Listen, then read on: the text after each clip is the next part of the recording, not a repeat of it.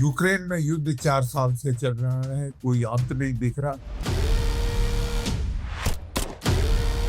तो कहा जा रहा है कि जो प्लानिटरी कन्फिगरेशन है इस टाइम पे ठीक वही है जो महाभारत काल में थी। So at present, are we prepared for war? Yes, some things have been done in terms of the BrahMos cruise missiles, Akash surface to air missile, etc. Those are the good points. उस वक्त हमने एक plan बनाया था to मीडियमाइज the artillery. पूरा plan बन गया था टू मीडियमाइज द आर्टिलरी। आज तक नहीं हुआ है। इतनी बड़ी आर्मी होने के बाद हमारे पास अभी भी इक्विपमेंट्स की कहीं ना कहीं कमी है।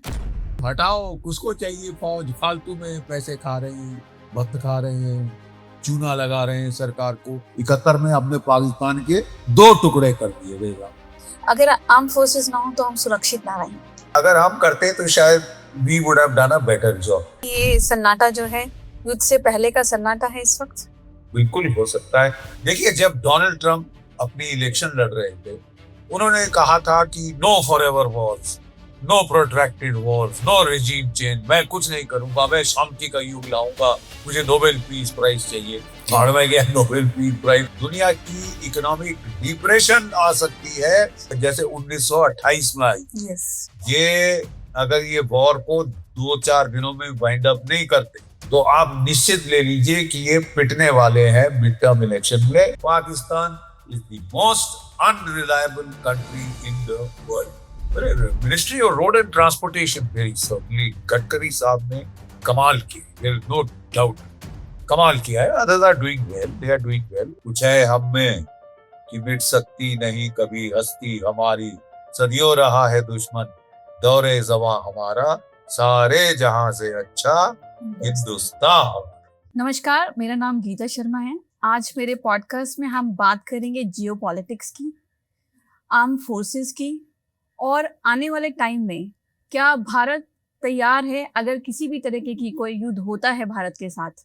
तो मेरे साथ हैं defence expert, angry soldier, major general GD Bakshi. So welcome to my podcast. Sir, जिस तरीके से ग्लोबल सिनेरियो दिखाई दे रहा है, क्या आपको लगता है कि वर्ल्ड एक कोल्ड वॉर फेज में घुस चुका है? I would go a step further and say we are heading into a hot war scenario, almost on the verge of Third World War. Ukraine में युद्ध 4 साल से चल रहा है, कोई अंत नहीं दिख रहा।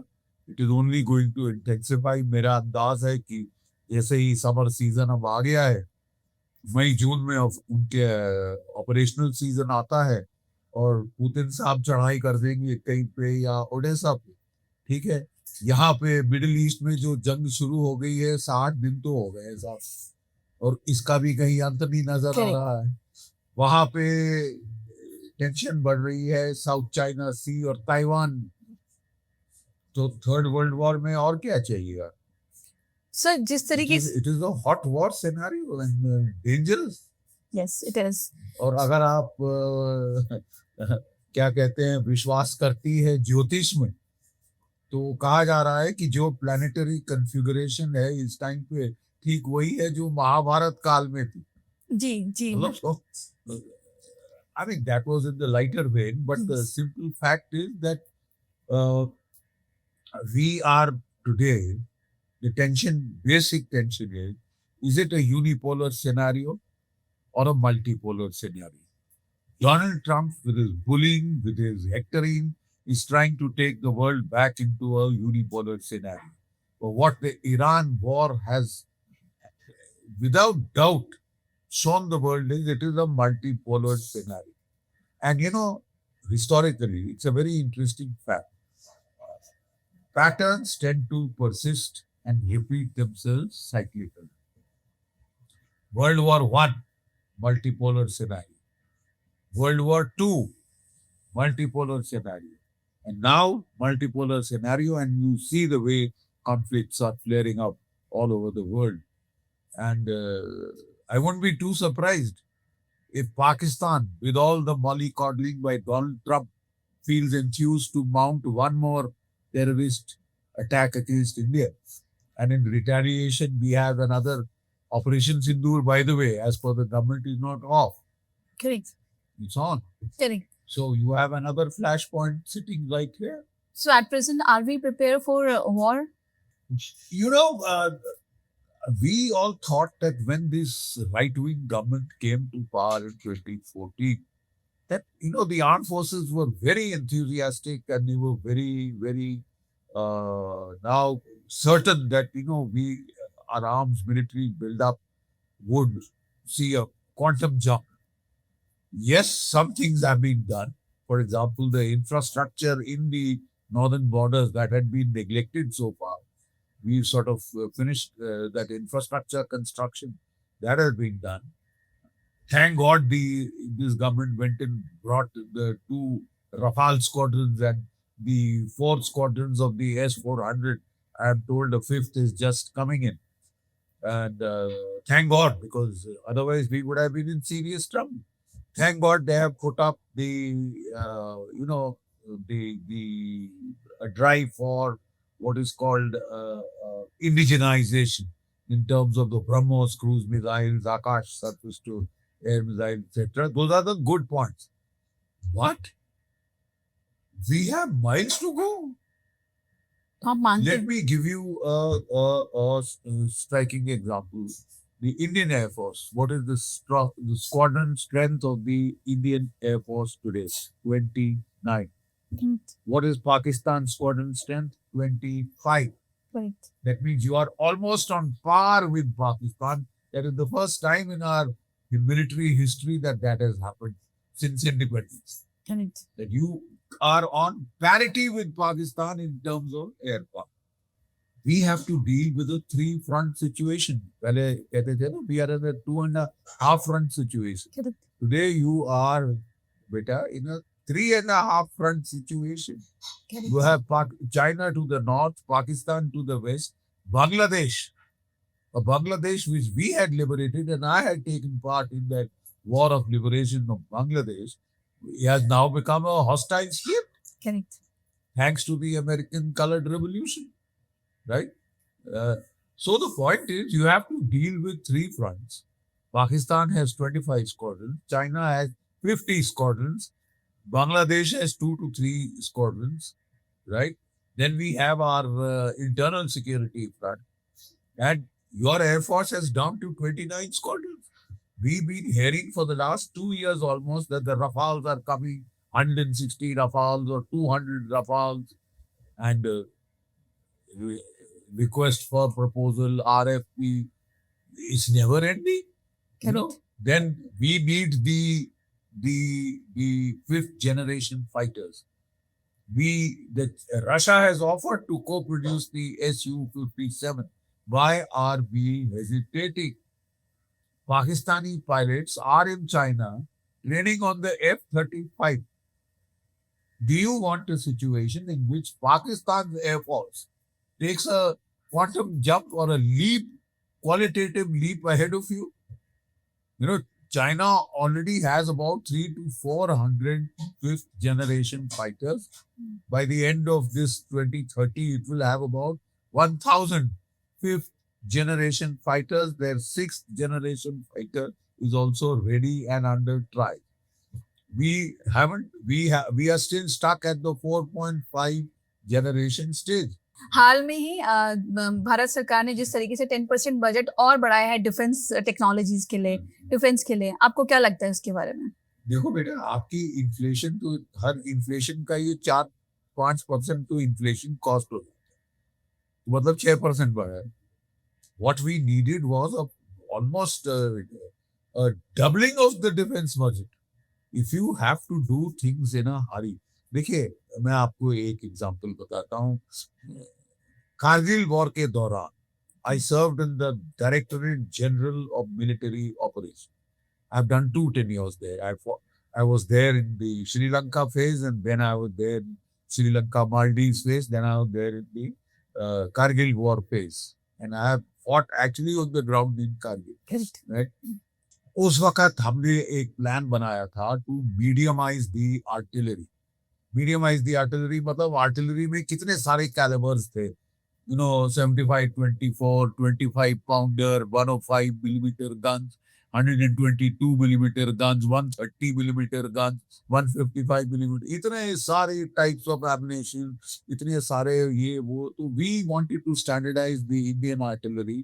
मैं सन 2000 की बात कर रहा हूँ, 99-2000, पूरा प्लान बन गया था टू मीडियमाइज द आर्टिलरी। आज तक नहीं हुआ है। केवल हमने कोई 150 ले आए हैं धनुष, कोई आप समझ लीजिए 300 अभी इंडक्ट किए हैं एटैक्स, राइट। 100 वज्रा आए हैं, उसका भी एक खरीद के 200 वज्रा कर दी, ठीक है। जबकि चाहिए थे 1800 155 मिलीमीटर गन्स, वो व्हील्ड कैटेगरी, और ट्रैक्ट और वो और ट्रक माउंटेड अलग। तो 2-3 हजार के करीब तो हमको मीडियम गन्स चाहिए थी। आपने मर मर के अभी जाके attacks is a gun designed by the DRDO, manufactured in India by Kalyani Forge and Tata Advanced System, और ये गन बड़े फख्र की बात है, is a world beater design.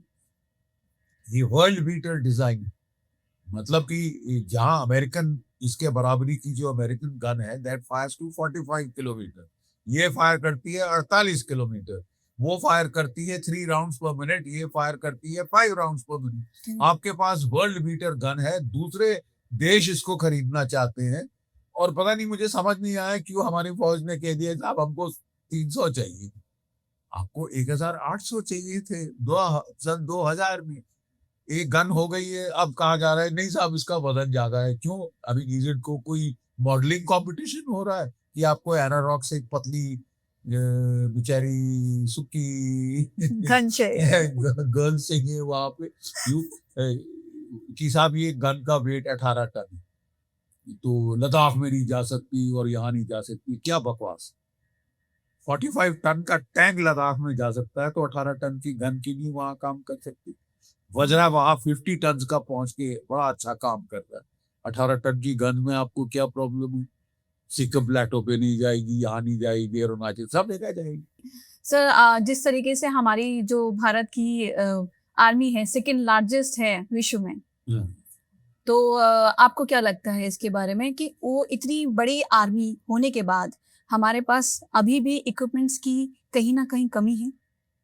देखिए, मैं आपको एक चीज बताऊं, सेकंड लार्जेस्ट आर्मी तो हम कह देते हैं, second largest army, fourth largest navy, fifth largest air force वगैरह, लेकिन सिंपल चीज है, देखिए, you are a continental power, India is a subcontinent, you have mountainous borders, mountains eat up troops. You see, अगर प्लेन्स में attack की ratio 3:1 है, mountains में अटैक की रेशियो के लिए 10:1 करना पड़ता है। एक आदमी को निकालने के लिए 10 आदमी हमले के लिए चाहिए, ठीक है। और आपका पूरा हिमालयन बॉर्डर है which requires troops, the whole of J&K requires troops, then you have jungles which need troops, so you need a large army and you need a high tech army, both। Correct. हमारे देश में एक सोच है कि साहब manpower is a waste, the only thing you are blessed with is manpower, you are the largest population है ये पूरी दुनिया में, इससे बड़ी आबादी, चीन से भी ज्यादा आप हो गए हैं, by the way, in this production of human beings you have overtaken China, yes, you have the largest army and the youngest population in the world. Almost about 50% of your population is below 27 years of age. China is an aging population. Japan, Russia, America, ये सारी population Europe की as हो रही है, आपकी youngest population है। Theoretically, you can build the largest army in the world. लेकिन आपने, हमारे यहाँ एक तबका था कि यार cut manpower but get क्या कहते हैं, more equipment, high tech equipment, cutting edge equipment. Manpower तो आपने काट दी सर।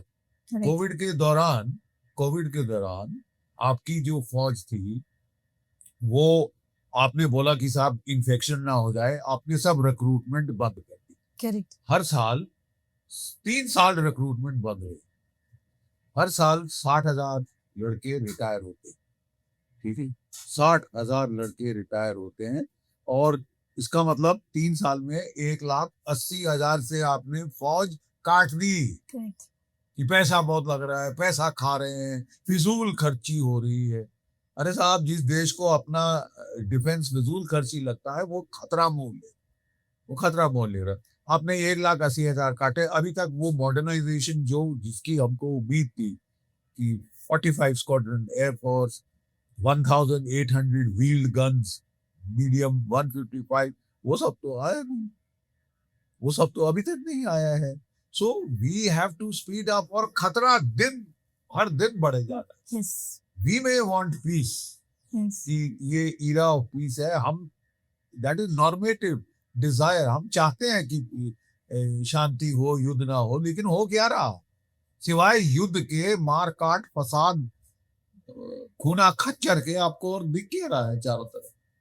सर, आपने बोला कि जिस तरीके से हमारी यंगेस्ट सभी जनरेशन जो है 50% 27 से नीचे है, सो उनको आर्मी में हमें इस तरीके से इंस्पायर करना चाहिए कि वो आर्मी में आते। लेकिन एक अग्निवीर जो हम ले आए पॉलिसी, उसके बाद आपको लगता है कि यंग जनरेशन में वो क्रेज रहेगा? देखिए साहब, I am very sorry to state कि अग्निवीर में हमने अपना नुकसान अनजाने में कर दिया है। वो कहते हैं ना, the way to hell is paved with good intentions. सब ने बड़े अच्छी इंटेंशन से किया कि कारगिल रिव्यू कमेटी ने कहा था कि आर्मी की एज कम कर दी जाए ताकि यंगर ब्लड उसमें आए, और लेकिन कारगिल रिव्यू कमेटी ने कहा था कि 10 साल की सर्विस होनी चाहिए, 10 साल। आप अग्निवीर ले आए, 4 साल की सर्विस कर दी। अब साहब आप मुझे बताइए, 4 साल में वो लड़का, हम लोग पहले मेरे जमाने में जब तक 3 साल की सर्विस नहीं होती थी, राष्ट्रीय राइफल्स में नहीं आने देते कि वहां भी फायरिंग चल रही है, मरने का है चांस, खतरा है। तो वो 3 साल की सर्विस में कुछ पलटन में जाके सीख ले फिर आए। 3 साल में तो उसकी ट्रेनिंग पूरी नहीं होती थी, 4 साल में आप उसको निकाल दोगे। देखिए मैं आपको, let me explain it to you. Crew served weapons, एक एक तोप का, आर्टिलरी गन का क्रू जो होता है वो होता है 5 या 6 का, डिपेंडिंग अपॉन कौन सी गन है। ठीक है, एक टैंक का क्रू 3 या 4 का होता है, डिपेंडिंग ऑन कौन सा टैंक है। उसमें तालमेल होना पड़ता है। The strength of a chain is the weakest link. आप अग्निवीर लाओ, हर दिन दूसरे दिन बंदा जिसने ट्रेन कर लिया वो जा रहा है, दूसरा आ रहा है, नया लड़का ला रहे हैं। आपका क्रू कैसे बनेगी? स्टेबिलिटी कैसे आएगी? आपके कई जो टेक्निकल आर्म्स में आपके कोर्स ही 2-2 साल के, राइट। तो आप 4 साल में उसको कोर्स कराएंगे? जी, द सिंपल फैक्ट इज कि 4 साल में फिर आप एक कास्ट सिस्टम क्रिएट कर रहे हैं कि अगर एक अग्निवीर मरा, नो फैमिली पेंशन। ठीक है, अगर वो शहीद हो गया लड़ाई में, no family pension, no free education for children, no medical facility, no canteen facility, निकालो बाहर। फिर वो क्यों आएगा सर? या फिर क्यों आएगा कोई भी जवान? अब हम मुझे बता दीजिए कि अगर आप इस तरह कर रहे हैं, आप पैसे बचाने के लिए कह रहे हैं कि साहब जो लड़ाई में शहीद हो जाए उसको हम फैमिली पेंशन नहीं देंगे, ये देंगे, हम पैसे बचाएंगे। What are we doing to ourselves? देखिए, I think this scheme needs a review. 4 साल अभी पूरे होने वाले ही होंगे, हम भी देखेंगे कितने उसमें से एडजस्ट हो जाते हैं, क्योंकि पहले भी हमें कहा जाता था बिफोर अग्निवीर कि भाई आपको एब्जॉर्ब करेंगे, सीआरपीएफ, बीएसएफ वगैरह में कहीं नहीं एब्जॉर्ब हुए, हार्डली एनी एब्जॉर्ब हुए।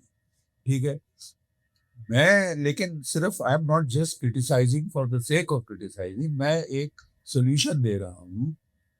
अभी आपके 25% रिटेंशन होती है अग्निवीर की, 75% घर भेज दिए जाए एट अ टाइम जब आपको लड़ाई का खतरा है। आपको लड़ाई होगी तो पहले कश्मीर में होगी ना, correct. which is mountainous area where you need the bloody troops. Counter-terrorist ops are still on. You need the troops. Correct. जहां आपने ट्रूप्स हटाए रजौरी पुंछ से, वहां पे दोबारा जहां हम कमर तोड़ के, I had commanded in Rajouri and Poonch, कमर तोड़ दी, सारी टॉप लीडरशिप मार डाली थी। जब मैंने टेक चार्ज किया था रजौरी पुंछ में, सबसे गदरी डिस्ट्रिक्ट माने जाते थे, मोस्ट प्रॉब्लमेटिक डिस्ट्रिक्ट। और मार मार मार के उसको बिल्कुल मतलब पूर्ण रूपेण शांति ले आए थे, कमर तोड़ दी। करेक्ट। 10 साल शांति नहीं, हटाओ, किसको चाहिए फौज, फालतू में पैसे खा रहे हैं, वक्त खा रहे हैं, चूना लगा रहे हैं सरकार को। आपने उठा के वहां से वो कोविड के दौरान डाउन साइज किया, जहां 18 पलटने थी मेरे टाइम में, वहां 7 पलटने रह गई। ये गैप दुश्मन को नहीं दिखता? जो गैप आप क्रिएट कर रहे हैं दुश्मन नहीं देखता, अंधा है क्या? बिल्कुल देख और उसने वहां टेररिज्म दोबारा शुरू कर दी। ये गौरी पुंछ में आपके डोडा किश्तवाड़, जहां मैं ब्रिगेड कमांडर था, हर लड़ाई के मैदान तो मैंने देखा हुआ था, इसलिए मैं तजुर्बे से बोल रहा हूँ। तो मेरा कहना ये है कि हमको ये जो है ये इंक्रीज करनी पड़ेगी अपनी मैन पावर, जो ये कट हुई है। If you don't want to increase manpower, जो आपने 1,80,000 काटा है वो आपको मेकअप करना पड़ेगा, बिकॉज लड़ाई का युग आ रहा है। उसके बाद आप चाहे लड़ जाएं, जब अपनी लड़ाई चीन और पाकिस्तान की लड़ाई आपकी रिजॉल्व हो जाए, तब आप चाहे फौज काटें तो काटें, अगर इतना शौक है फौज काटने का। तो मैं कह रहा था कि हमको ये जो मेरा सुझाव क्या है practical, correct. Instead of 25% retention, make it 70% retention.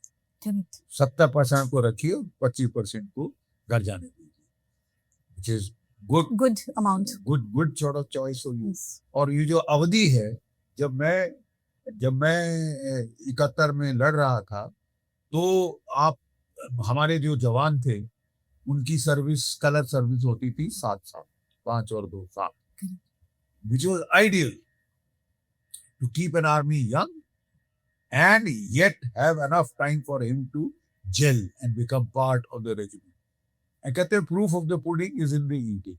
We found in the battlefield 71 में हमने पाकिस्तान के 2 टुकड़े कर दिए थे साहब। एक नया देश निर्माण किया था, 93,000 कैदी।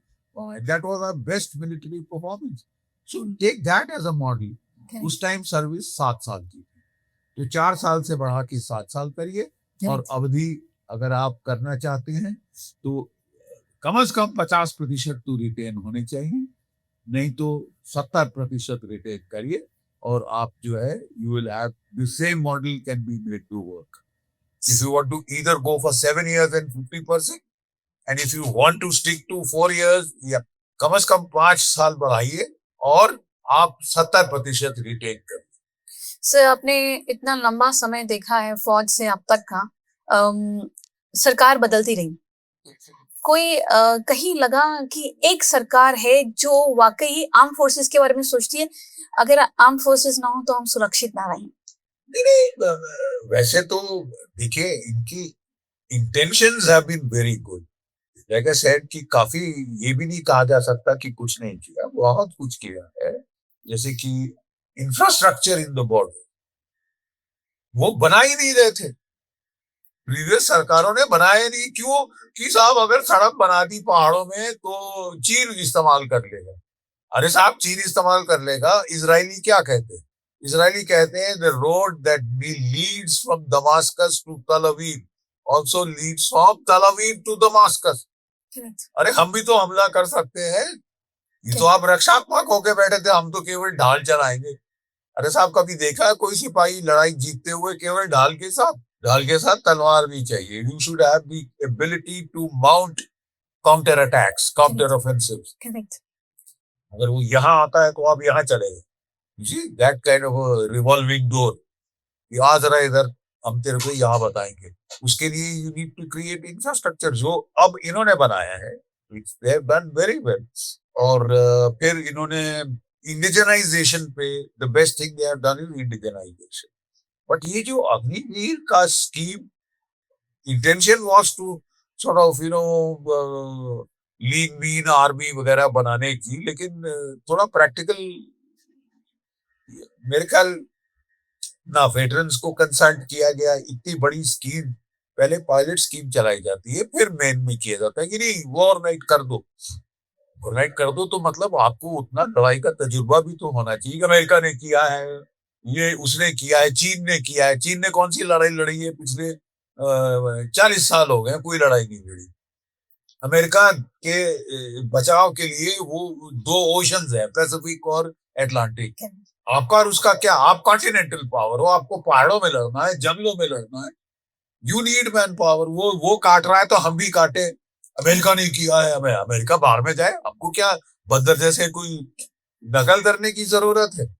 आपको, you have your own problems, you have to have your own solutions and you have to go by what works. ये नहीं कि भारत को लड़ाई का तजुर्बा नहीं। We are one of the most combat experienced arm forces. 47 में लड़े और 47-48 में कश्मीर की जंग, 62 में चीन के साथ, 65 में, 71 में कारगिल में, और अभी सिंदूर में पाकिस्तान से लड़े हैं। We are one of the most, और फिर इंसर्जेंसी, टेररिज्म, हम लोग लड़ते गए हैं तब तक, शुरू से लेके आज तक। So the pointed issue is we have combat experience. Let us rely अपने combat experience के, अपने अनुभव के अनुसार के बिना पर हम जो है अपनी आर्म फोर्सेस को, अपनी मिलिट्री डॉक्ट्रिन्स को, ऑर्गेनाइजेशंस को टेलर करें तो ठीक रहे। सर, अभी जिस तरीके से यूएस और ईरान अभी शांति से बैठे हैं, आपको कहीं ऐसा लग रहा है कि ये सन्नाटा जो है युद्ध से पहले का सन्नाटा है इस वक्त? बिल्कुल हो सकता है। देखिए, डोनाल्ड ट्रंप एक 60 डेज वॉर पावर्स एक्ट है कि एक अमेरिकन प्रेसिडेंट 60 दिन तक युद्ध छेड़ सकता है बगैर कांग्रेस की इजाजत लेते हुए। 60 दिन हो गए और युद्ध देखा जाए तो चल रहा है, क्योंकि ब्लॉकेड उनका भी ऑन है, ब्लॉकेड इनका भी ऑन है। Blockade is an act of war, please, blockade is an act of war, और दोनों तरफ से ब्लॉकेड ऑन है। और आप कह रहे हैं कि साहब युद्ध खत्म हो गया, मेरे तो 40 दिन में युद्ध खत्म कर दिया, तब से सीज फायर है, इसलिए मेरे को कांग्रेस से पूछने की जरूरत नहीं। ये क्लेवरनेस आप दिखा सकते हैं।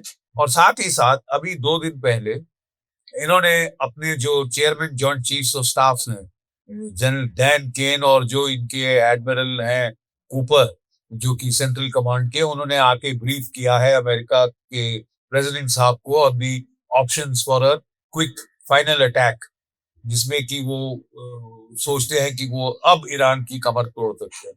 देखिए साहब, आज तक किसी ने केवल एयर पावर के इस्तेमाल से कोई रिजीम चेंज नहीं किया, किसी का तख्ता पलट नहीं कर सके, कोई सरकार नहीं बदल सके। उसके लिए खुट्टा खुट्टा बूट्स ऑन द ग्राउंड डालने पड़ते हैं, जो अमेरिका के पास है नहीं, उतनी मैन पावर नहीं है। ईरान जैसे देश पे हमला करने के लिए 500,000 to 1 million ट्रूप चाहिए, उतनी नहीं है अमेरिका के पास पहुंच। और दूसरा, अमेरिका में वो मादा नहीं है, they don't have the stomach to take casualties. Body bags जहां आने शुरू होते हैं, पॉलिटिकल गदर हो जाता है अमेरिका में। भाग के आए वियतनाम से, भाग के आए अफगानिस्तान से, भाग के आए इराक से, भाग के आए आपके अब मेरे को लगता है कि ईरान में भी तकरीबन वही गदर होने वाला है। सर, जो वियतनाम में किया था वो तो बहुत ही खराब किया था। यूएस का जो जब वार हुई थी तो वो बहुत ही खतरनाक, मतलब बहुत ही खराब वॉर थी। देखिए, जब डोनाल्ड ट्रंप अपनी इलेक्शन लड़ रहे थे, उन्होंने कहा था कि no forever wars, no protracted wars, no regime change, मैं कुछ नहीं करूंगा, मैं शांति का युग लाऊंगा, मुझे नोबेल पीस प्राइज चाहिए। भाड़ में गया नोबेल पीस प्राइज। 9 देशों पे तो आप हमले कर चुके हैं, ठीक है। आपने हमला पहले वेनेजुला पे किया, वहां के रेजिम चेंज कर दिया, CIA ने वहां खूब घूस के लाई, बिक गया वो देश। तो उसके बाद आपका पारा 7वें आसमान पे चढ़ गया।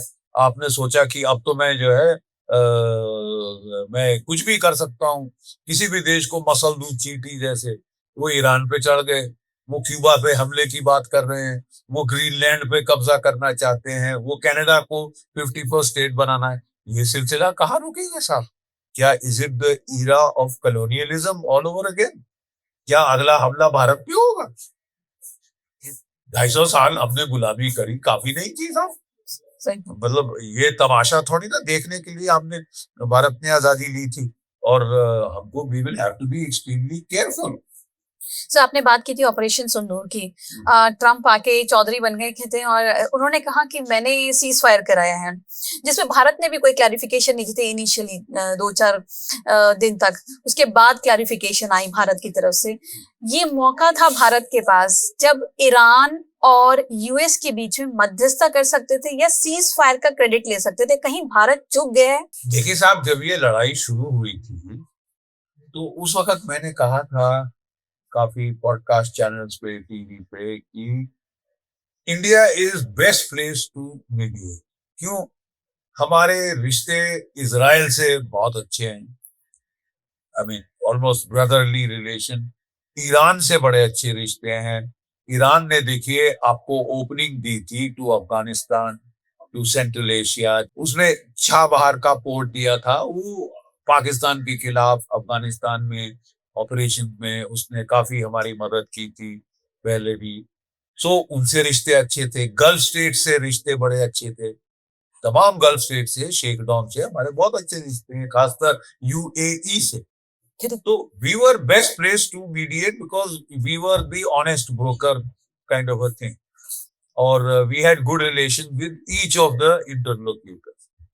लेकिन फॉर सम रीजन मेरे ख्याल हम लोगों ने अपना हाथ खींच लिया, हम लोगों ने नहीं किया और पाकिस्तान कूद गए और इंटरलोक्यूटर बन के वो बड़ा दुनिया में अपनी वो एस्टैब्लिश करने की रेलेवेंस कोशिश कर रहा है। एक फटीचर मुल्क जिसकी इकोनॉमी तबाही के मोड़ पे जा रही है, ठीक है, 2 square meals a day they can't give, बिजली नहीं दे सकते अपने लोगों को, वो उचक के अब वो दुनिया में एक मीडिएटर का रोल उसने ले लिया है।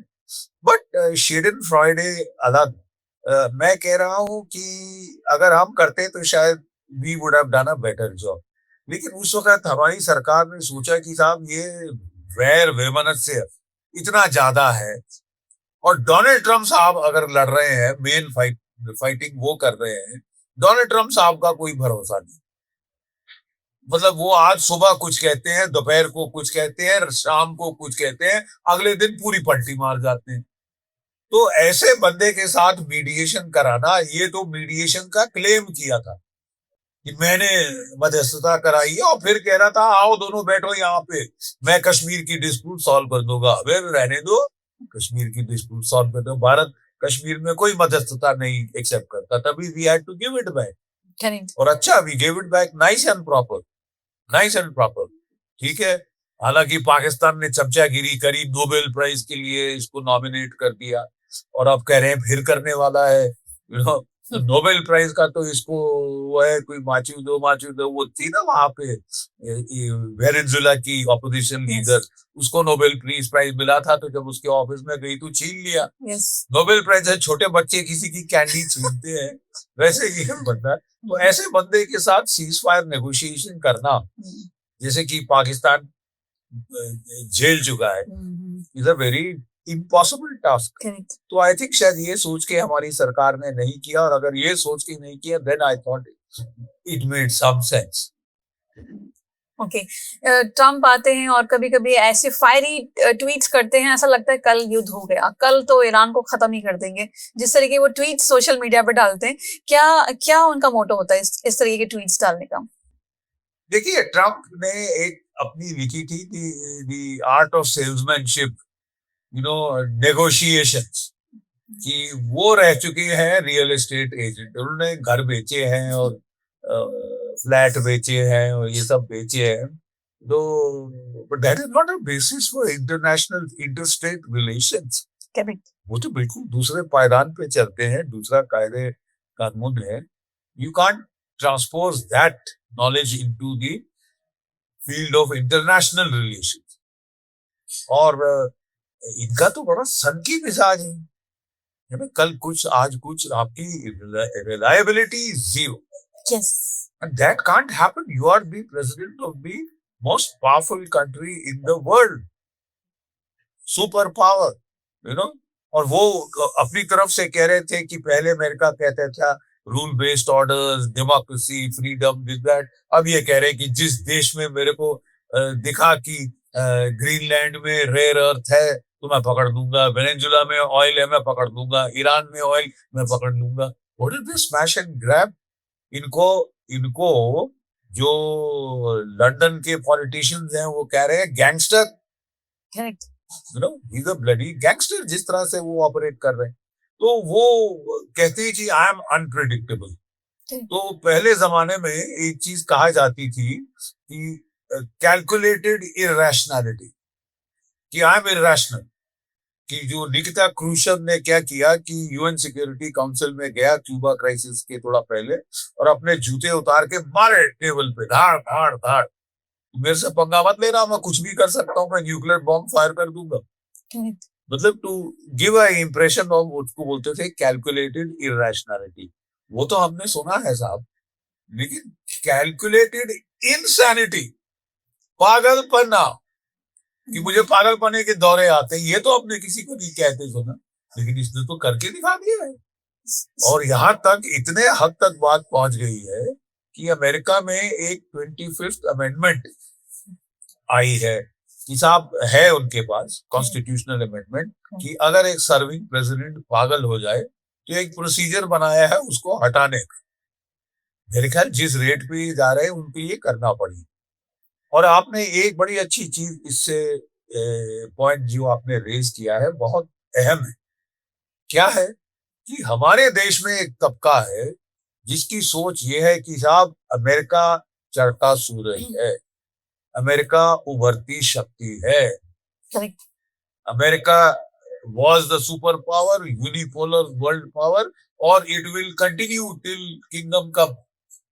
करेक्ट, तो इसके सामने साष्टांग दंडवत कर दो, इसके तलवे चाटो, कंपटीशन दो आसिम मुनीर को, मुल्ला मुनीर को, कि तलवे वो ज्यादा चाट सकता है या हम। क्या बकवास है ये। देखिए, अमेरिका, अगर आपको अभी तक शत्रु बोध नहीं हुआ है तो आप पागल, आपको हो जाना चाहिए था। श्रीलंका में कलर रेवोल्यूशन किसने कराई? अमेरिका। बांग्लादेश में कलर रेवोल्यूशन किसने कराई? अमेरिका। नेपाल में कलर रेवोल्यूशन किसने करी? अमेरिका। लद्दाख में आपको उंगल किसने दी? अमेरिका। कुकी लैंड, भारत की नॉर्थ ईस्ट तोड़कर कौन बनाना चाहता है? अमेरिका। आप कह रहे हैं कि इनसे हथियार खरीदो, इनके बेस्ट हथियार है। ठीक है साहब, हमने $1 बिलियन, $1 अरब इनको पेमेंट करी कि हमको 100 GE 404 इंजन चाहिए अपने तेजस के लिए। आज तक कितने आए हैं आपको मालूम है? 3 साल, 2 साल में 2 आए थे। 3 साल के बाद जब हमने बहुत रौला पाया, हमारे प्रधानमंत्री जी ने फोन किया तो 5 और आ गए, 7 इंजन मिले हैं, पैसे खा चुके। आप ऐसे बंदे को ट्रस्ट करोगे? ये कह रहा है कि मैं आपको अपना F-35 बेचूंगा। ठीक है, रूस हमको वही चीज देने को तैयार है आधे दाम में। आप कह रहे हो कोई सवाल नहीं कि तुम अपने देश में मैन्युफैक्चर करोगे और इंडिजिनाइज करोगे। आप मेरे को बताओगे कहाँ पे है, कहाँ इस्तेमाल करने के पहले मेरे से पूछना पड़ेगा, तो तेरे को पैसे क्या फोकट के दे? हम रूस से क्यों ना खरीदे Su-57, जो कि स्टेल्थ फाइटर है, may be not as good as F-35, but it is better then the Chinese J-30, J-20 and the J-35। जो J-35 वो पाकिस्तान को दे, उससे तो बहुत बेहतर है। हमको बराबरी तो करनी पड़ेगी। तो वो हमको मैन्युफैक्चरिंग राइट, सोर्स कोड, सब कुछ देने को तैयार, ट्राइड एंड टेस्टेड फ्रेंड है। लेकिन यहाँ एक तबका है, वो कहता है साहब छोड़ो रूस को तो वो पास्ट टेंस हो गया है। अरे वो ट्राइड एंड टेस्टेड फ्रेंड है। हर लड़ाई में 71 में मैं लड़ा था, हमें मालूम है, हमें याद है किस तरह मदद की थी रूस ने। ठीक है, उसको धक्का दो, उसको बाजू, और हम तो अमेरिका के पास जा रहे हैं। और अमेरिका क्या कर रहा है? 50% सैंक्शन लगाई, अब 500% सैंक्शन लगाने की धमकी दे रहा है। आप ईरान से सस्ता तेल खरीद रहे थे क्योंकि दैट इज द क्लोजेस्ट। आप समझिए, geographically transportation cost are the lowest from Iran. तो ईरान से हम दे रहे, सैंक्शन लगा दी, नहीं ले सकते। जैसा अब हमने रूस से तेल खरीदना शुरू किया, रूस पे सैंक्शन लगा दी कि नहीं साहब नहीं खरीद सकते। तो क्या करें? अपनी कारों में पानी डाले? नहीं जी, हमसे खरीदो 5 गुना ज्यादा, हम मुनाफा कमाएंगे, और हम तुम्हारे बाप के नौकर हैं, हमको आपको मुनाफा देने के लिए अपनी इकोनॉमी तबाह कर ले। तुमको खुश करने के लिए, अपनी इकोनॉमी तबाह करने की, ये कौन सा है? ये उपनिवेश काल, colonialism in a new form. 250 साल हमने अंग्रेजों की गुलामी करी, अब तुम्हारी गुलामी करने के लिए आजादी ली थी। देखिए साहब, आपको शत्रुबोध हो जाना चाहिए। जितनी भी मीठी बात करते हैं, डेमोक्रेसी, लिबरल, फ्रीडम, क्या कहते हैं, लिबर्टी, फ्रेटर्निटी, इक्वालिटी, सब बकवास, करेक्ट। सब बकवास। सो ठीक है, हमको मीठी मीठी बातें अलग रखनी चाहिए, असलियत भाप जानी चाहिए। और हमको जो है, हम ब्रिक्स के प्रेसिडेंट हैं, पूरी दुनिया हमारी तरफ देख रही है कि भाई आप क्या स्टैंड ले रहे हैं। ठीक है, रूस और चीन ने जबरदस्त स्टैंड लिया है ईरान के सपोर्ट में, हमने ईरान को बिल्कुल डंप कर दिया। करेक्ट। ठीक है, और फिर बाद में हमको पता चला, अरे भाई हमारा भी पेट्रोल रुक सकता है, जो ऑयल गल्फ का आ रहा है, तो फिर we had to make corrections, course correction. ठीक है, we are still facing the repercussions, and yet we are going to face the repercussions। but वही मैं कह रहा हूँ कि ये प्रीमेच्योर कि यूनिपोलर वर्ल्ड ऑर्डर आ गया है। Who has said? It is a multipolar world order, जहाँ where you are one of the poles of power।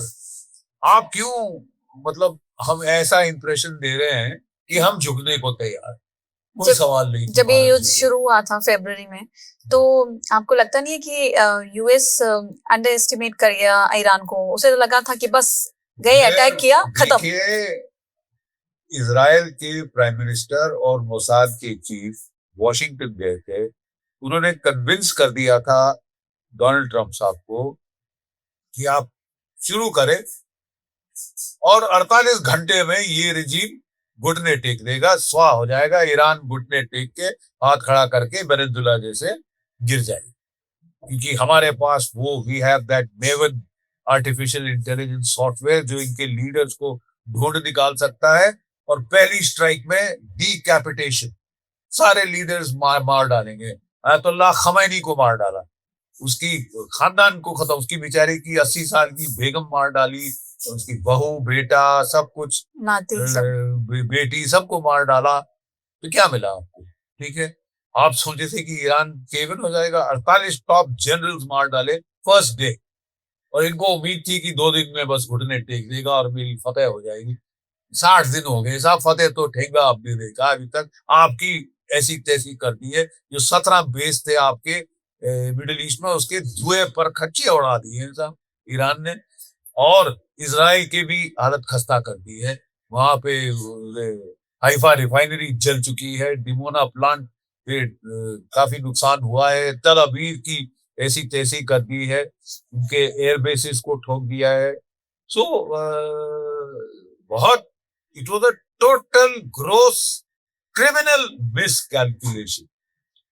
You see, before you start a war, military staffs का काम है, it is their task to do a accurate analysis कि भाई कौन किसका पलड़ा कितना भारी है, क्या आउटकम होगा, ये उनको फोरकास्ट करके ही वो लड़ाई शुरू करते हैं। They don't start a fight first and then say अच्छा करना क्या है साहब, पहले हमला कर दो फिर सोचो कि करना क्या है। ये तो तमाशा हमने देखा ना, और यहाँ पे आप ये तमाशा आपका फेल हो गया है। It is quite clear that it was a gross criminal miscalculation. और मुझे तो हैरत है कि इजराइल का, देखिए हम लोग बहुत उनकी फौज की इज्जत करते हैं, क्योंकि अगर कॉम्बैट एक्सपीरियंस की बात है, अनुभव की बात है, उनसे ज्यादा कॉम्बैट एक्सपीरियंस्ड आर्मी इस वक्त नहीं है। बड़े क्रिएटिव, इनोवेटिव लोग हैं और धड़ल्ले से लड़ते हैं। इतना छोटा सा देश है और सारे अरब की हालत खस्ता कर रखी। लेकिन इस लड़ाई में मुझे हैरत है कि मोसाद जैसी टॉप एजेंसी इंटेलिजेंस, उसने कैसे मिसकैलकुलेट किया, और इतना जबरदस्त मिसकैलकुलेशन इजराइल की फौज ने, अमेरिका के आर्म फोर्सेस ने तो डोनाल्ड ट्रंप साहब को बोल दिया कि साहब देखिए, रिजीम चेंज नहीं कर सकते बूट्स ऑन द ग्राउंड के बगैर, उतने बूट्स हमारे पास है नहीं, उतने बॉडी बैग्स हम सहन नहीं कर सकते। अगर वो गल्फ ऑफ हॉर्मुज बंद कर दे, हमें खोलने की शक्ति नहीं है। तो वो बोले उसने ब्लॉकेड लगाया, मैं भी ब्लॉकेड लगा दूंगा। ये क्या तमाशा? Not a solution. Not a solution. दुनिया की आपने इकोनॉमिक तबाही जरूर कर दी। Correct. All that Donald Trump has achieved and he will be remembered for this is that इसने जो है, ये मैं आपको बता रहा हूं कि ना सिर्फ रिसेशन शुरू होगी, जैसे ग्रेट डिप्रेशन हुई थी 2028 में, वो दुनिया पे आ जाएगी अगर ये जंग जरा 1 महीने और बढ़। कब शुरू हुई थी? जंग कब हुआ सर? 2028 बोला आपने है? 28 फरवरी को जो जंग हाँ। इसने शुरू करी, वो मैं कह रहा हूं कि वो अगर 1-2 महीना और चलती रही, दुनिया की इकोनॉमिक डिप्रेशन आ सकती है 2000, जैसे 1928 में आई। यस 1928 में जो Yes. डिप्रेशन आई थी, great depression of the United states से शुरू हुई थी और पूरी दुनिया में फैली, तबाही हो गई। वो तबाही डोनाल्ड ट्रम्प साहब ला रहे हैं। वो कह रहे हैं मेरे को नहीं फिक्र पड़ता, मैं अमेरिका ग्रेट अगेन करूंगा। अरे साहब, आपकी इकोनॉमी सबसे पहले तबाह होगी। और इनकी इकोनॉमी देखिए, जो तेल की कीमत अमेरिका में है, लड़ाई के पहले $2 प्रति गैलन थी, आज के दिन $4.5 से $5 प्रति गैलन पहुंच चुकी है। फूड की प्राइसेस चढ़ गई हैं। आपके फर्टिलाइजर की प्राइसेस 42% बढ़ गई है। अभी फसल बोने का टाइम, आपके फार्मर्स रो रहे हैं, आपके मिडिल क्लास सिटीजन और जो वर्किंग क्लास है वो रो रही है, नॉन एब्सटीन क्लास। आपने उनकी हालत खस्ता कर दी। आपको मिड टर्म इलेक्शन लड़नी है और वहां पे रो रहे हैं इनके लोग कि साहब, जो रिपब्लिकन पार्टी वाले सेनेटर जिनको इलेक्शन लड़नी है, जो मारे गए साहब। सर, आपको लगता है मिड टर्म इलेक्शन में ट्रम्प को भारी नुकसान होने वाला है? इसमें मिड टर्म इलेक्शन में जिस रेट पे ये जा रहे हैं, ये अगर ये वॉर को 2-4 दिनों में वाइंड अप नहीं करते, तो आप निश्चित ले लीजिए कि ये पिटने वाले हैं मिड टर्म इलेक्शन में, and he will be a lame duck president thereafter. ठीक है, लेम डक प्रेसिडेंट। और अगर हॉस्टाइल सेनेट पूरी आ गई तो गया इनका काम। ये इम्पीच भी हो जाए तो मुझे हैरानी नहीं हो। पॉसिबल है क्या? ये भी पॉसिबिलिटी है कि ये वॉर कंटिन्यू करे मिड टर्म इलेक्शंस को बढ़ाने के लिए, कि मतलब पूरी जंग ही छेड़ दें कि मिड टर्म इलेक्शन कैंसिल हो जाए। ये आदमी पागल है, ऐसा कुछ एक्सपेक्ट किया जा सकता है। लेकिन अगर ऐसा किया तो बवाल खड़ा हो जाएगा यूनाइटेड स्टेट्स में भी। लोगों को भी दिख जाएगा ये तो डिक्टेटर फॉर लाइफ, ये तो अब जाना ही नहीं चाहता। ये जंग का बहाना लेके ये तमाशा करेगा। कहा जा रहा था कि ये चीन से वॉर छेड़ेगा जस्ट लास्ट ईयर में अपने, ताकि एक थर्ड वर्ल्ड वॉर शुरू हो जाए और बोले अब तो इलेक्शन नहीं हो सकती। और जैसे कि रूजवेल्ट चलते रहे थे वॉर के दौरान, मैं भी चलता रहूं। लेकिन आई थिंक अब अमेरिका के लोगों की जिम्मेदारी है कि वो दुनिया को इस बंदे से निजात देना। Correct sir. जब रशिया ने यूक्रेन के खिलाफ वॉर की थी तो बोला गया था टेररिज्म हो गया। जब यूएस ने ये वॉर शुरू की ईरान के अगेंस्ट, उन्होंने बोला वॉर अगेंस्ट टेररिज्म। आप पाकिस्तान 40 साल से टेररिज्म कर रहा है। दुनिया में कहीं टेररिज्म की वारदात होती है, उसके तार सीधे पाकिस्तान से जुड़े रहते हैं। वहां की टेररिज्म आपको नहीं दिखती क्योंकि वो ज्यादातर इंडिया के बरखिलाफ। भारतीय लोग मरे तो वो नाली के कीड़े, गली के कुत्ते हैं। ठीक है, कोई फर्क नहीं पड़ता। श्वेत नहीं मरने चाहिए। ठीक है, terrorism is only terrorism and it is Iran. What about Pakistan? Pakistan के डिक्टेटर को डोनाल्ड ट्रंप ने गोद में बिठा रखा है, इस आसिम मुनीर को, मुल्ला मुनीर को। ठीक है, उस वक्त टेररिज्म कहाँ गई? ये सब बकवास है। This is all hypocrisy. So आपको लगता है जो अभी पाकिस्तान ने डिक्लेयर किया कि हम आए जी मीडिएशन करने, मध्यस्थता करने, ये भी एक स्ट्रैटेजी है यूएस की कि उसको ये दिखाने के लिए, कि प्रोजेक्ट करने के लिए कि पाकिस्तान बहुत अच्छा है, या अपनी जो हार को छुपाने के लिए उन्होंने पाकिस्तान को मीडिएटर बनाया? मीडिएटर उसको पालतू कुत्ता है उसका, पाकिस्तान का ये पेट पूडल है, ये आसिम मुनीर। उसने उसको लगाया है मीडिएशन के लिए नहीं, ईरान का बेवकूफ बनाने के लिए। और ईरानी भी समझ रहे हैं। तब उन्होंने कहा हम डायरेक्ट बात नहीं करेंगे साहब। ठीक है, ये तो बंदा मोस्ट अनरिलायबल है और पाकिस्तान भी उसका स्टूज है। मतलब it is trying to create a situation जहां की हम लोग अलर्टनेस अपनी डाउन करें। 2-3 बार हमारी पीठ में छुरा घूम चुका है। 2025 में बातचीत हो रही थी, इसने हमला कर दिया। इस साल बातचीत हो रही थी 27 फरवरी तक, 28 फरवरी को हमला कर दिया। बातचीत की ओट में इसने हमला कर दिया, पीठ में छुरा घोंपा, और अब फिर वही ड्रामा कर रहा है। पाकिस्तान को लगा रखा है मध्यस्थता के नाम पर, क्योंकि जो डिक्टेशन वो देता है, आपको याद है वो जो शहबाज शरीफ ने जो ट्वीट करी थी, ड्राफ्ट लिखा था उसके ऊपर, अमेरिका से ड्राफ्ट आई थी, उसने ड्राफ्ट शब्द भी नहीं हटाया और ट्वीट कर मारी, मेरे आका जो हुक्म मेरे आका। ऐसा तो मतलब देखिए, लेकिन उसमें आप, I am glad you raise this point, एक खतरा है। अगर मुल्ला मुनीर को लगे कि मैं तो डार्लिंग हूं डोनाल्ड ट्रंप, कल वो बेवकूफ आदमी भारत के खिलाफ कोई एडवेंचर कर सकता है। फिर you have to be careful कि ये जो नजदीकी जो इसने हासिल की है अमेरिका की, और जो वैमनस्य अमेरिका दिखा रहा है कि 500, पहले तो 50% टैरिफ लगाया साहब, हम तो दोस्त बोलते, अगर ऐसे दोस्त हैं तो दुश्मन भले। अब वो 500% टैरिफ लगाने की बात कर रहा है अगर आप रूस से तेल खरीदे तो। अब टाइम आ गया है कि हम उसको बोलते तू भाड़ में जा, हम यूरोप से ट्रेड कर लेंगे, हम रूस को चीन को बेच देंगे सामान जो तेरे को बेच रहे थे, गलती करी अभी क्या। सर, क्या भारत ये भाप चुका है कि कहीं ना कहीं एक युद्ध का आगाज नजर आ रहा है उसे?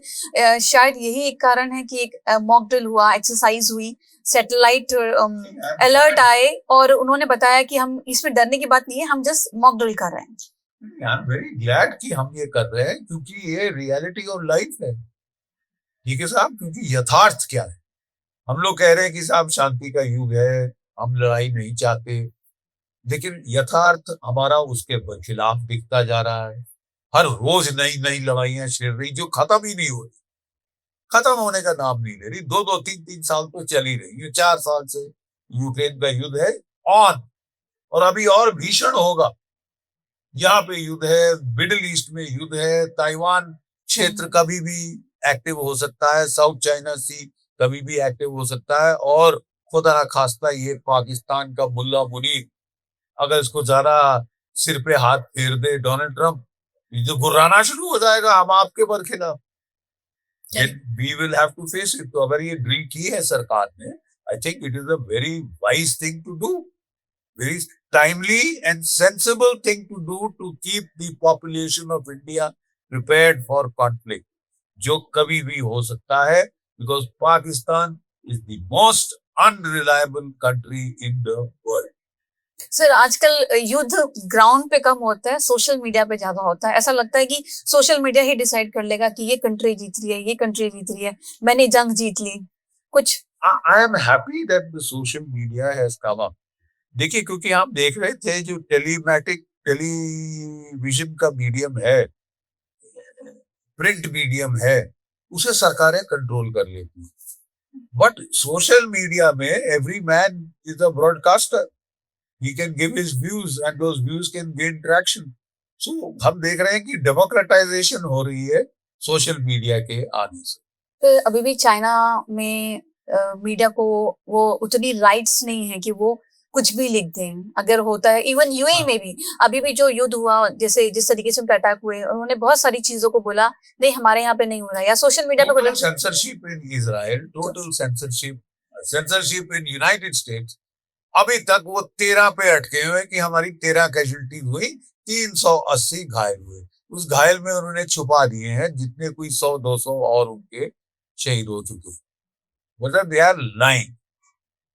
और वो क्योंकि सोशल मीडिया पे भी अब वो कंट्रोल डाल रहे हैं, सब जगह कंट्रोल डाल रहे हैं, तो इस तरह वो they are trying to throttle free speech.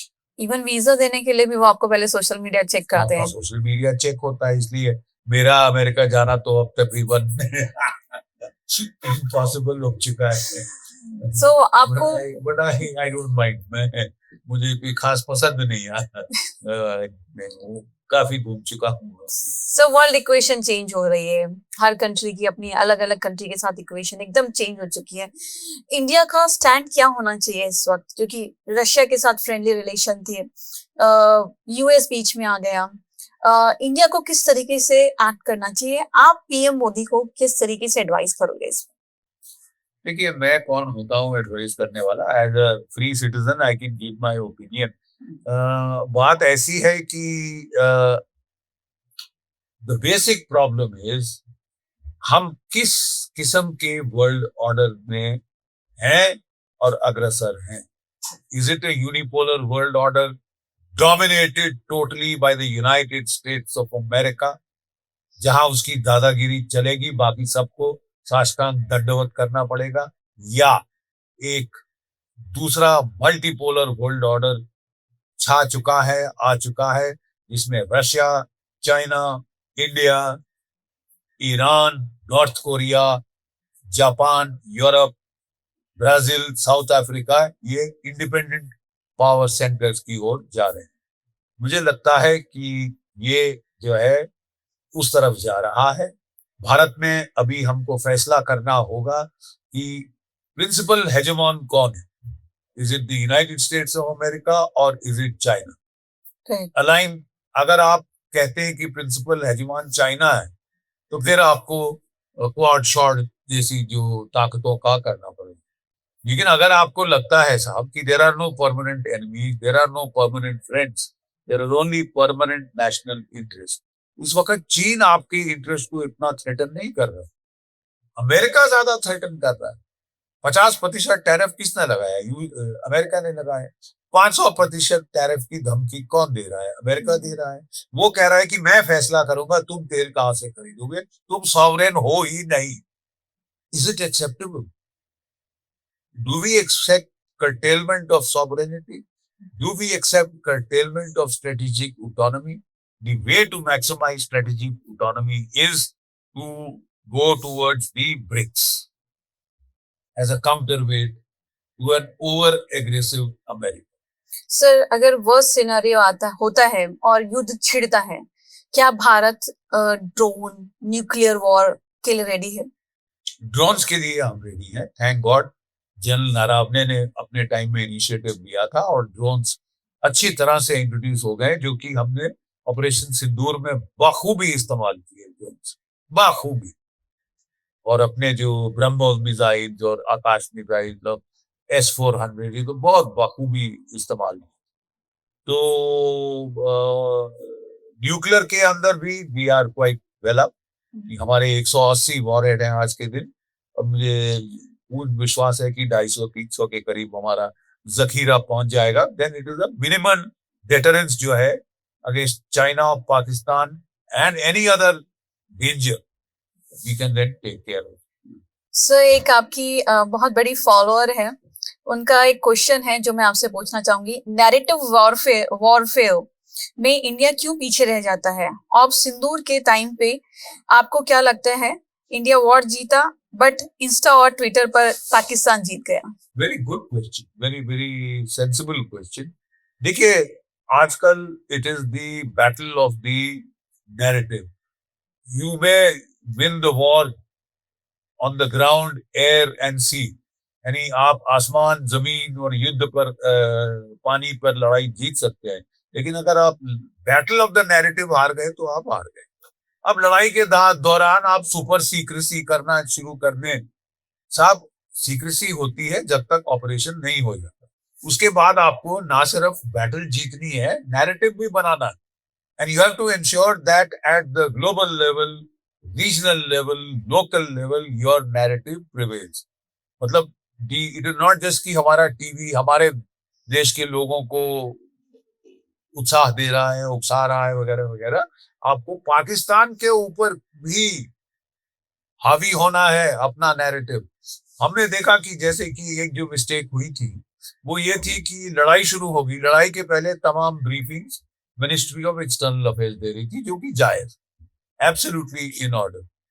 हम हैरान हो गए वेटरन्स कि लड़ाई शुरू हो गई, इतनी बड़ी एयर बैटल हो गई 7 मई को, और briefings ministry of external affairs दे रही थी। अब हमारी एक मिनिस्ट्री, हमको जब हमने पूछा क्यों साहब, बोले साहब सिविलियन सुप्रीमेसी है। अरे क्या ministry of defence civilian ministry नहीं है? उसका टास्क है लड़ाई लड़ना। और जब कारगिल की लड़ाई थी, मैं I was in the MO directorate, हम लोग military operation directorate, air force ops, navy ops, 3 हमारे नुमाइंदे हर शाम को 3 महीने हर दिन हर रोज ब्रीफिंग दिया करते थे। MEA का रेप, MOD का रेप हुआ करता था, and it worked so well, क्योंकि after all operations are being planned by the military, executed by the military. They are the right people to brief on war, not the MEA. हम बहुत इज्जत करते हैं मिस्री साहब की, very competent foreign secretary, but he's not a soldier. He's never fought a war. और आप बेचारी 2 हमारी बेटियां वहां पहुंचा दें, कर्नल कुरैशी और दूसरी, और उनको बेचारों को पावर पॉइंट भी ना दे, वो बड़े बड़े प्लेकार्ड उठा उठा के दिखा रही थी फोटो। अरे पाकिस्तान ने इतनी स्लिक प्रेजेंटेशन करी, उनके एयर वाइस मार्शल औरंगजेब ने, ACS ऑप्स जो कि ऑपरेशन फ्रांस से था, पावर पॉइंट किया, पावर पॉइंट की लड़ाई जीत गए। थैंक गॉड फिर हमारे DGMOs आए और उन्होंने नैरेटिव को करेक्ट, लेकिन अब तो बैटल ऑफ नैरेटिव हार में शुरू हो गई। पूरी दुनिया में फैल गया कि हमारे 5, 6, 7, 8 रफाल जहाज गिर गए, जबकि एक नहीं गिरा, एक नहीं गिरा है। और पूरी दुनिया में ये फैला दिया पाकिस्तान ने कि साहब हम तो पहले दिन ही 6-7 रफाल गिरा। करेक्ट सर, एक क्वेश्चन यूएस से है, योगी ने पूछा है, could India play better role during US Iran conflict in future? I think that window has passed. I'm not at all sure whether we can intervene now, because एक intervention process start हो चुका है जो कि बुरी तरह से Daryl हुआ है, और वो जिस तरह से डोनाल्ड ट्रंप ने उस प्रोसेस की ऐसी तैसी करी है, उसको देखकर मैं नहीं समझता कोई और देश अपना हाथ जलाने की कोशिश करेगी। One question, the perspective versus China, where we standing now in case war happens in future? देखिए, एक बड़ी अच्छी कहावत है, there are no permanent friends, there are no permanent enemies, there are only permanent national interest. यकीनन चीन ने हम पर हमला किया था 1962 में, और धोखे से हमला किया था, बड़ा हमारी नाक कटी थी पूरी दुनिया के सामने, but it taught us a lesson. और हम गांधीवाद छोड़ के, अहिंसावाद छोड़ के हम रियलिज्म पे आए, ठीक है।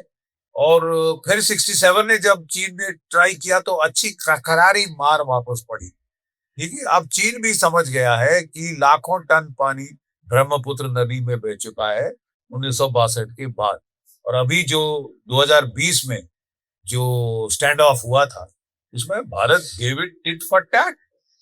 अब चीन को भी पूरा इल्म है कि भाई भारत मजाक नहीं है साहब, इस वक्त बड़ी शक्ति के रूप में हो रहा है, न्यूक्लियर पावर है, न्यूक्लियर पावर है, there no doubt about it, और कन्वेंशनली भी बहुत स्ट्रांग है। अब चीन सोच रहा है कि मैं 2 फ्रंट लड़ाई क्यों लड़ूं। चीन की स्ट्रेटजी नहीं है 2 फ्रंट वॉर में फंसना, वो कहते हैं single theatre, single strategic direction. वो इस वक्त कौन सी है चीन की? ताइवान। अगर वो पूर्व की तरफ अमेरिका, जापान वगैरह से लड़ना है तो क्या वो भारत को छेड़ना चाहेगा? वो नहीं छेड़ना चाहेगा, और वो साफ कह रहा है कि साहब, रूस भी आपको कह रहा है कि आप इनके साथ शांति कर लो। अमेरिका आपको उकसा रहा है कि तुम चीन से लड़ो, जैसे कि यूक्रेन लड़के मरा है ना, आखिरी यूक्रेनियन तक, और हम ताली बजाएंगे बाहर बैठे बैठे तुम दोनों को लड़ा के।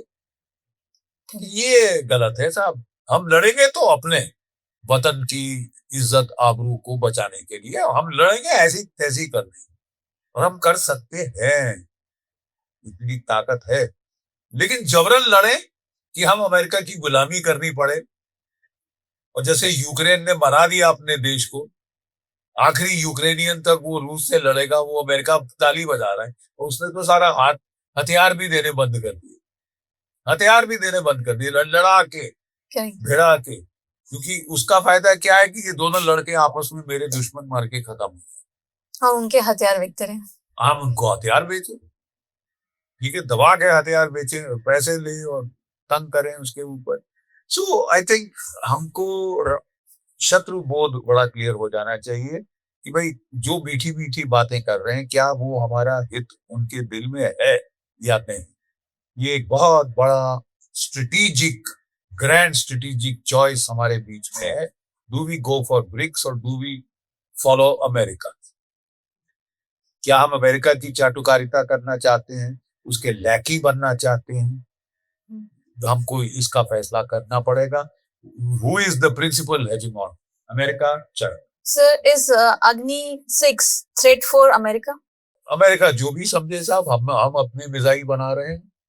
हम अपने मिसाइल ना, हमको करना है अपना, हमारे मिसाइल्स को इम्प्रूव करना है, अपनी कैपेबिलिटी बढ़ानी है। अब किसी को खतरा लगे तो हम क्या करें? आपको लगता है कि भारत आत्मनिर्भर हो गया है जब बात करते हैं हथियार बनाने की? हो रहा है। We still have a long way to go. काफी कदम उठाए गए हैं, but a long way to go. आपको ब्रह्मोस क्रूज मिसाइल वो आप खुद बना रहे हैं, आकाश मिसाइल बना रहे हैं, आप जो है S-400 के इक्विवेलेंट्स बना रहे हैं, सैटेलाइट्स लॉन्च कर रहे हैं, स्पेस पावर है आप, बट हम तेजस हमारा सक्सेसफुल नहीं हुआ क्योंकि हम जेट इंजन नहीं बना पाए अभी तक। 5th जनरेशन की तो अभी बड़ी लंबी दौड़। सो हम अच्छे कदम उठाए हैं, बहुत अच्छे कदम उठाए। हमने कई चीजें बैन कर दी है कि ये बाहर से नहीं खरीदी जाएंगी, देश में ही बनाए जाए। 155 मिलीमीटर गन्स आप भारत में बना रहे हैं और world class guns. This is a great improvement, but you have miles to go before we sleep. से जब आपने शुरुआत की थी और आज आप देखते हैं, जब बात करते हैं हथियारों की, आप कितना डिफरेंस आपको नजर आता है? वर्ल्ड जमीन आसमान का फर्क है मेरे टाइम पे, और होना भी चाहिए, तो ज्यादा होना चाहिए। Quite obviously, मतलब there has been to say कि हम we have been sitting on our haunches is not right. काफी advancement हुई है, we have kept pace, but we have to keep pace with the threats. कि हम कोई we are not working in isolation है। चीन क्या कर रहा है, पाकिस्तान क्या कर रहा है, बांग्लादेश क्या कर रहा है, you have to be very cognizant। America के तेवर कैसे बदलेंगे, वो क्या कर रहा है, क्या कर सकता है, उसकी आर्माडा अरब के सागर में आके घुसा हुआ है, तो आपकी थ्रेट्स क्या है? Compare to the threats we have miles to go. Sir, UAE एक बहुत लगता था सेफेस्ट प्लेस है रहने के लिए। अब आपको क्या लगता है जो जिस तरीके से ईरान ने अटैक किया उसके बाद? देखिए, गल्फ की तो सबसे ज्यादा तबाही हुई है यार। ये आप बिल्कुल ठीक कह रहे हैं कि UAE was a safe haven, tourist haven, a node where all the companies could set up their headquarters.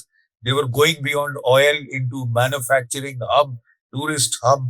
ये सब था, उन बेचारों का तो बहुत बेवजह नुकसान हुआ। And they are very, I think, modernist people, future, oriented, thinking of the future, liberal thought। वहां पे टेम्पल बना है यूएई में, जो स्वामीनारायण टेम्पल है, मैं जाके देखा है। बहुत So खूबसूरत। they are liberal, they are modernist in their outlook, they are educating their people. Unlike Pakistan, they are not taking the world back to the 7th century, which is a very good sign because that is how the future of Islam lies there. Sir, I have rapid fire for you. One word for China. Enigma. Sir, for Pakistan.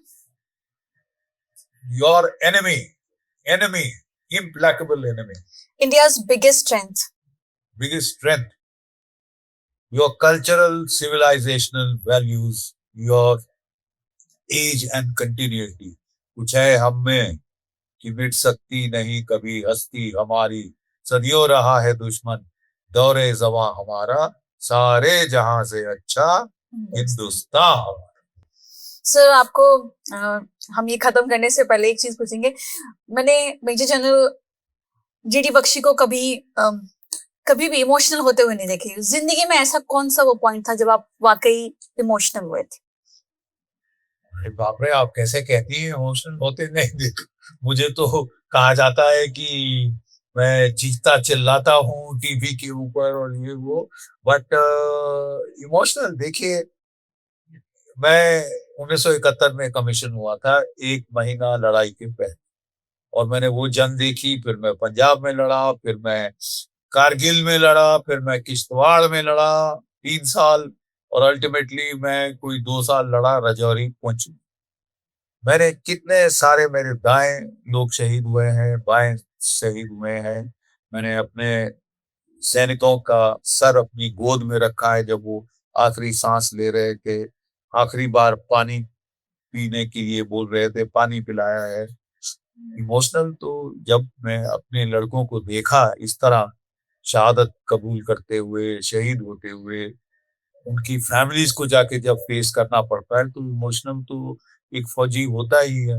और मेरे तो बाल सफेद हो गए थे 40 साल की उम्र पे जब मैं बटालियन कारगिल में कमांड कर रहा था। 6 सिपाही मेरे शहीद हुए थे, 21 घायल हुए थे और 6 को मेरे को अंत्येष्टि क्रिया सीओ को करनी पड़ती थी उन दिनों। तब वो घर नहीं भेजा जाता था। और जब मैंने छठी लाश को, शहीद की लाश को अग्नि दी, मेरे तो बाल सफेद हो गए। हाँ। सर, एक क्वेश्चन आपने मुझसे पूछने के लिए बोला था, वो मेरे दिमाग में आ गया। सर, एक एमपी रह चुके हैं कांग्रेस के, उनको बड़ी तकलीफ है कि ब्राह्मणों के खिलाफ वो टारगेट करते रहते हैं। उन्होंने एक बार लिखा, ट्वीट करके लिखा कि चाहे वो आरएसएस हो चाहे बीजेपी हो, इसमें ब्राह्मणों को जो है सर्वोच्च जो है प्रोफाइल मिल जाता है। उसके बारे में आप क्या कहना चाहेंगे? क्योंकि साहब देखिए, बात ऐसी है कि ब्राह्मण, एक तो मैं वैसे I am against caste, let me start with that. अंग्रेजों ने, there is no word like caste in the Indian language. Casta is a Portuguese word. It was introduced into India by the British. और वो Risley was the architect of कि अगर India को divide and rule कर तो उसको तोड़ना हो। और तोड़ने के लिए ही said as long as there is caste there will be no India. वो करके वो तोड़ के चले गए साहब, और अभी तक हम भुगत रहे हैं। और हमारा सारा पॉलिटिक्स अब भी कास्ट के ऊपर बेस्ड है, which is a curse, which is a curse. But that apart, आप मेरे को एक चीज समझाइए। आप लोग कहते हैं कि ब्राह्मणों ने शोषण किया, ये किया, वो किया। पिछले तकरीबन 250 साल तो अंग्रेजों ने राज किया। उसके पहले राज किया ये बाहर से जो आए थे फॉरेनर्स, मुगल, उज़्बेक, अफगान, तुर्क। और सबसे ज्यादा जो उन्होंने, जो कि उस वक्त की लीडिंग क्लासेस थी, अगर उन्होंने टॉर्चर किया, उन्होंने अत्याचार किया, तो वो ब्राह्मण्स के खिलाफ था, क्षत्रियों के खिलाफ था, क्योंकि they were the ruling classes at that particular time. उस वक्त आप देखिए, मुझे याद है, अगर सिख धर्म में अगर आप जाएं, मेरे जो पुरखे हैं उनके बारे में कहा जाता है कि ततियां देगा इंच जलाए गए, आरे नाल चिरगा, भाई मती दास, सती दास। इन लोगों को आरे से चीर के मारा साहब, जला जला के मारा। आप कह रहे हैं हमने शोषण किए, सबसे ज्यादा तो हमारे पे अत्याचार हुआ। और अब हमको, we are suppose to be guilty and next 5000 years there will be no merit in India. Caste का बेसिस चलता रहेगा, चलता रहेगा। I think we are destroying ourselves with caste. All जो कि आपकी आपकी जो सब आइडेंटिटीज, सब national identities need to be finished. हम सब भारतीय हैं। The earlier you get to this, the better it is. And then the better may the better man win. Correct. Bharat सरकार बहुत अच्छा काम कर रही है। इस वक्त 3 मिनिस्ट्री आपको बताई जाए, defence, health and road and transportation. आप कौन सी मिनिस्ट्री के लिए बोलेंगे कि full out of full? Ministry और road and transportation, very certainly Gadkari साहब ने कमाल किया, देयर इज नो डाउट, कमाल किया है। Others are doing well, they are doing well. Rajnath Singh ji भी very competent defence minister, and उनके नीचे भी वो काफी लीवे देते हैं आर्म फोर्सेस को। बट परफॉर्मेंस जो अगर रही है, superlative performance out of all the sectors, अगर एक superlative performance which stands out, वो बोले कि कहने की जरूरत नहीं, is your roads and infrastructure. Thank you so much sir, it was pleasure talking to you. Thank you.